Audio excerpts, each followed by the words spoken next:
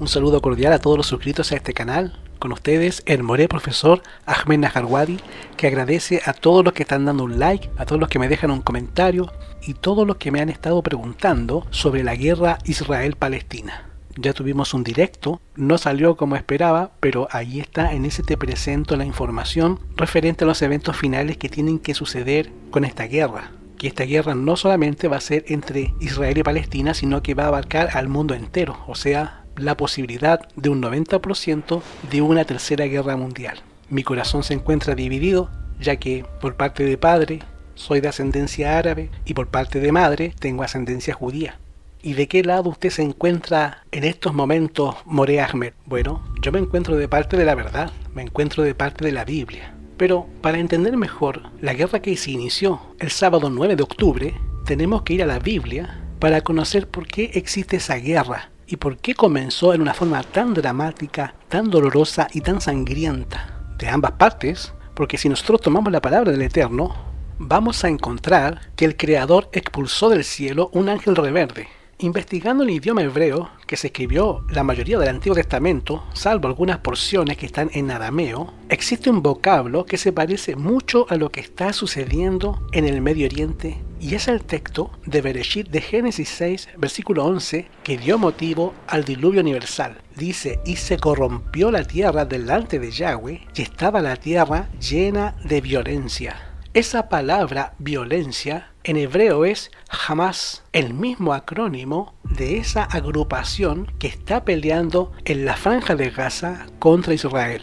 Porque la palabra violencia en este texto aparece 59 veces en el Antiguo Testamento y significa crueldad, significa violencia, significa algo terrible. ¿Dónde comienza la violencia? La violencia, que significa Hamas, nos dice que comenzó en el cielo, en Apocalipsis capítulo 12, para que entiendan por dónde viene esta guerra del Medio Oriente. Quiero darte el contexto para que tú lo puedas comprender bien, pero el versículo 7 nos dice, y fue hecha una gran batalla en el cielo. Miguel, que es Yahshua el Mashiach, peleaban contra el dragón, y peleaba el dragón y sus ángeles. Y no prevalecieron, ni su lugar fue hallado en el cielo. El Pasuk 9, versículo 9. Y fue lanzado fuera aquel gran dragón, la serpiente antigua que se llama Diablo y Satanás, el cual engaña al mundo entero, fue arrojado a la tierra y sus ángeles fueron arrojados con él.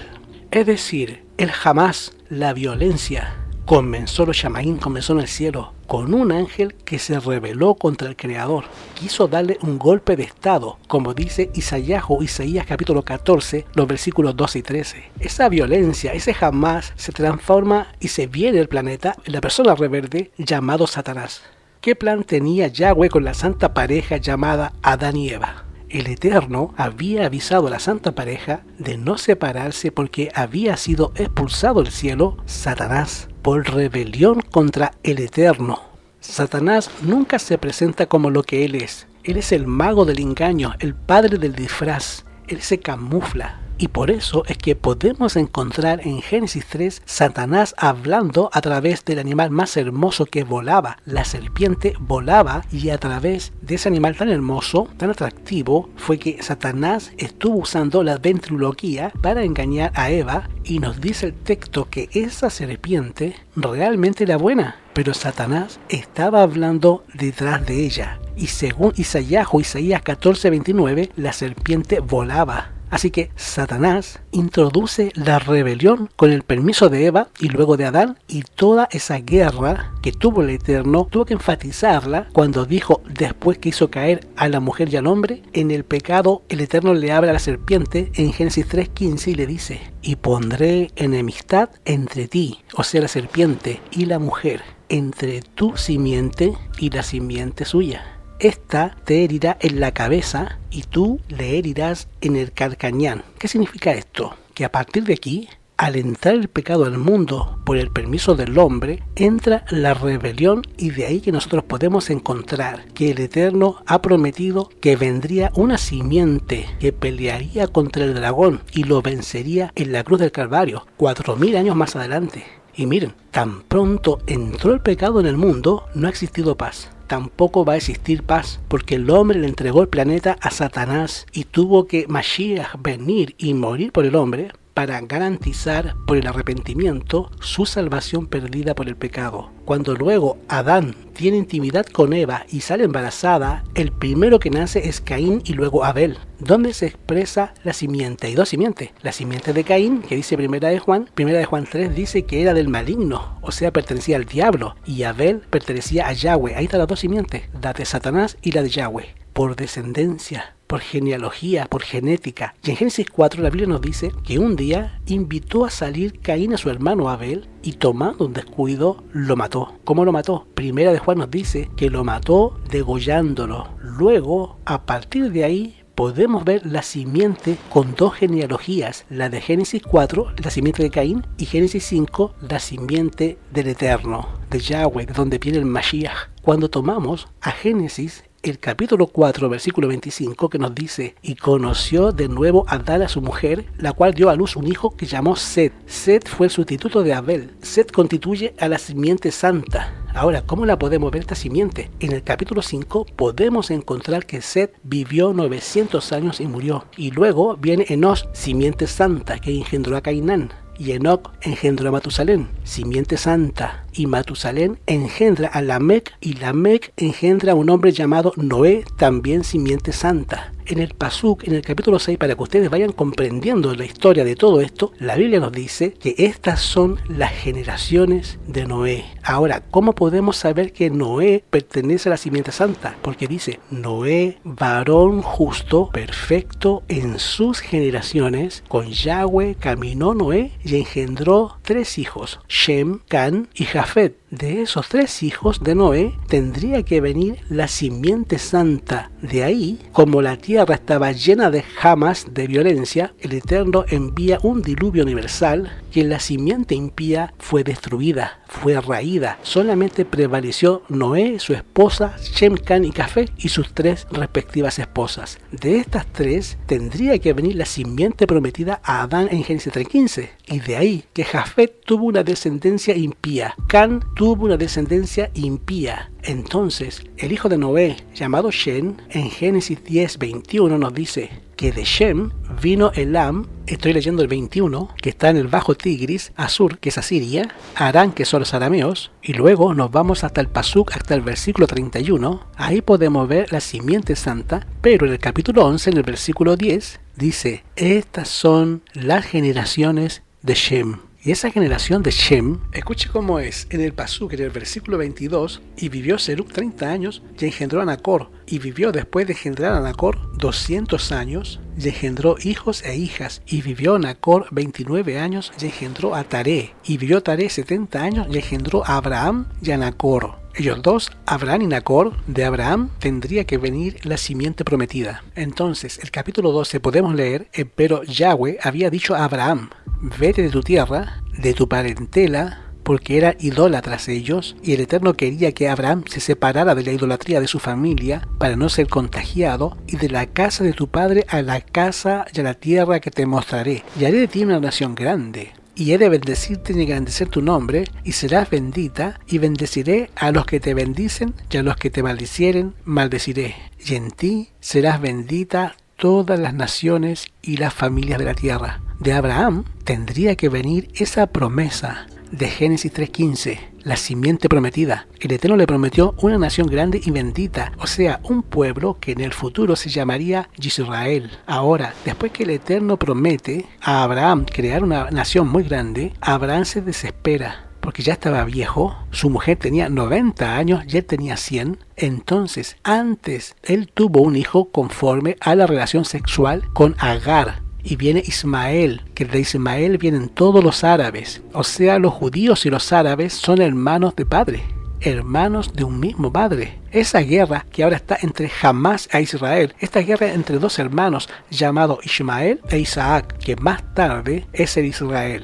Isaac es la promesa de Isaac viene Jacob, de Jacob tiene 12 hijos, de los 12 hijos viene la tribu de Judá, y de la tribu de Judá viene David, y de David viene Salomón, y de Salomón viene Mashiach, Yahshua, porque Yahshua nace en Belén de Judá. Ahora, ¿qué te quiero decir con todo esto? Que la guerra que se está librando ahora en el Medio Oriente es una guerra de 2 hijos de Abraham, porque Abraham tuvo 8 hijos, 6 con Setura, 2 con Agar y Sara, y ahí están los 8 hijos de Abraham. Pero los árabes vienen de Abraham y los israelitas o judíos vienen de Isaac. ¿Por qué el Eterno escogió a Israel como el pueblo prometido? ¿Qué tenía ese pueblo? ¿Qué tiene Israel que no tenía los demás pueblos? Recuerden, cuando el Eterno saca a su pueblo después de pasarse los 430 años en Egipto, que Moisés los sacó en el Éxodo y los llevó al desierto, en el monte Sinaí, Yahweh se casa con su pueblo y le pone el nombre, y en Deuteronomio capítulo 7 dice la palabra del Eterno, porque Yahweh escoge a Israel. Y quiero que pongan mucha atención, porque lo voy a leer de la Biblia.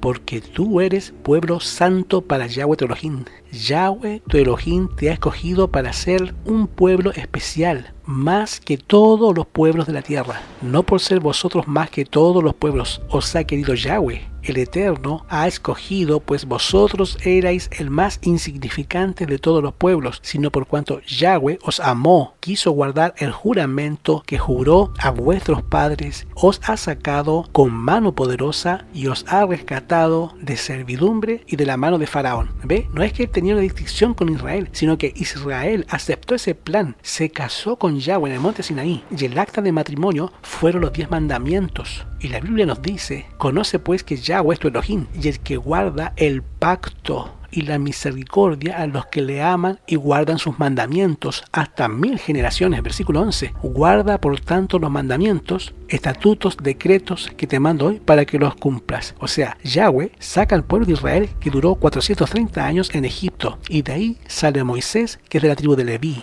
y saca a Israel de Egipto y lo lleva al desierto a casarse con Yahweh. En el monte Sinaí, Yahweh promulga los 10 mandamientos y era el acta matrimonial del Eterno casándose con su pueblo, y le llama Yahweh os ha escogido por cuanto os amó. Y ese pueblo acepta ese pacto, es decir, ese matrimonio con Yahweh, y obedece la Torah de Yahweh. ¿Y qué sucede? Con eso, Yahweh tenía un plan. Y todo esto viene de Abraham. Y cuando el Eterno llama a Abraham, puso en operación un plan definido para que el Mashiach pudiera venir al mundo y para presentar la invitación a todos los hombres de predicar este evangelio, que son las buenas nuevas del reino. Entonces, el Eterno encuentra en Abraham a un hombre dispuesto a obedecer esa voluntad del Eterno y a cultivar en su descendencia ese mismo espíritu. De Abraham viene Isaac, Isaac viene Jacob, Jacob viene las 12 tribus, y de una de las tribus de Leví viene Moisés, y de la tribu de Judá viene el Mashiach. Por eso Abraham llegó a ser amigo de Yahweh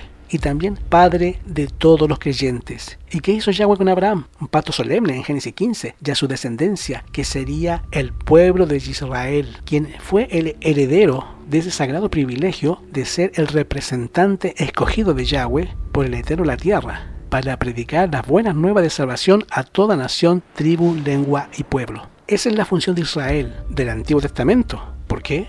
Porque la salvación vendría de los judíos. ¿Por qué? Porque el Mashiach sería judío, según Juan 4:22, y vendría por medio de los judíos, pues ellos serían los mensajeros de predicación a todo género humano. Entonces, como Yahweh celebra en el monte Sinaí un matrimonio con el pueblo de Israel, las bases de ese pacto eran lo mismo que el pacto con Abraham, y el pueblo de Israel, al pie del monte Sinaí, aceptó voluntariamente ese pacto con el Eterno, y la nación de Israel se transformó en una teocracia, o sea, un gobierno dirigido por Yahweh. Pero Yahweh quería estar cerca de su pueblo, ¿y qué es lo que hace él? Erige un santuario según Éxodo 25:8, y convirtió esto en la morada de Yahweh permanente. Consagró a sus sacerdotes, y esto era en forma de símbolo, en forma de ensayo de Mikra, en el cual él le venía enseñando el plan de salvación a través de la simbología de animales y de incienso y de luces.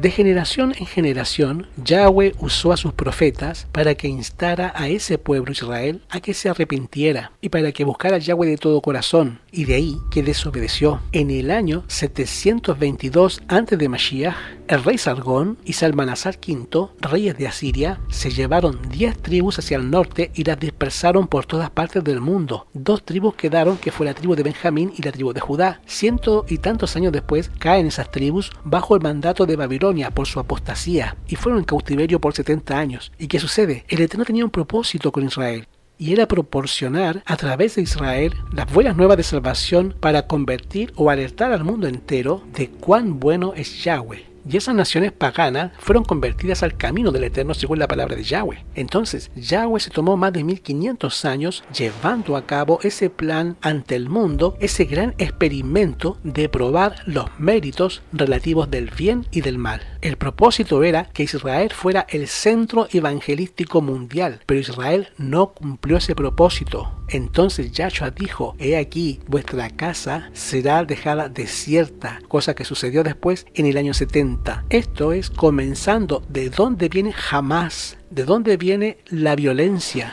Viene del cielo porque Satanás se opuso al Eterno y a sus planes y quiso dar un golpe de estado. ¿Y qué sucedió? Al ser expulsado, viene a la tierra y logra hacer en pecado a Adán y Eva. Y esta rebelión consiste en 2 simientes que están luchando por prevalecer: la simiente de Yahweh y la simiente del diablo. Caín, simiente del diablo. Israel, del Antiguo Testamento, simiente de Yahweh. Ahora, ¿cuándo Israel deja de ser el pueblo de Yahweh? Eso te lo enseñaré en el próximo estudio. Déjame aquí abajo en los comentarios si quiere que siga hablando de este tema y sobre lo que está sucediendo en la guerra Israel-Hamás.